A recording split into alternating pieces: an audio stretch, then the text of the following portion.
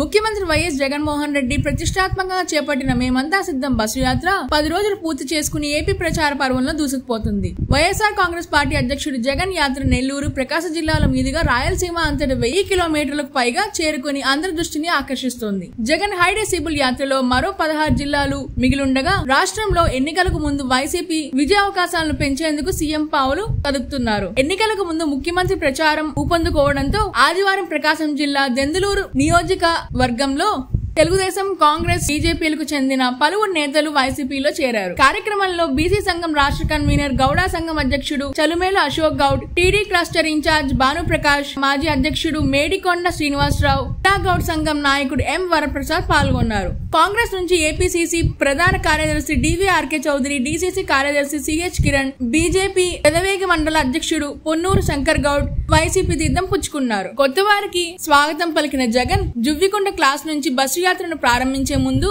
కొండేపి, కనిగిరి, కందుకూరు నియోజకవర్గాలకు చెందిన వైసీపీ కార్యకర్తలతో సమావేశమయ్యారు. 10వ రోజు ప్రకాశం జిల్లాలోని కీలక ప్రాంతాల్లో పర్యటించిన అనంతరం ఆయన వెంకటాచలంపల్లి రాత్రి బస చేశారు. జగన్ తన 11వ రోజు ప్రజా సంకల్ప యాత్రను సోమవారం ఉదయం 9 గంటలకు వెంకటాచలంపల్లి నుంచి ప్రారంభిస్తారని వైఎస్ఆర్సీపీ రాష్ట్ర ప్రధాన కార్యదర్శి తలశీల రఘురాం తెలిపారు. మధ్యాహ్నం 3 గంటలకు వినుకొండలో రోడ్ షో నిర్వహించి గంటావారిపాలెంలో బస చేసే ముందు బోడంపాడు, కురిచేడు, చీకటిగల్లపల్లి తదితర ప్రాంతాల్లో పర్యటిస్తారు. రెండోసారి అధికారంలోకి రావడమే లక్ష్యంగా జగన్ బస్సు యాత్ర కొనసాగుతుంది.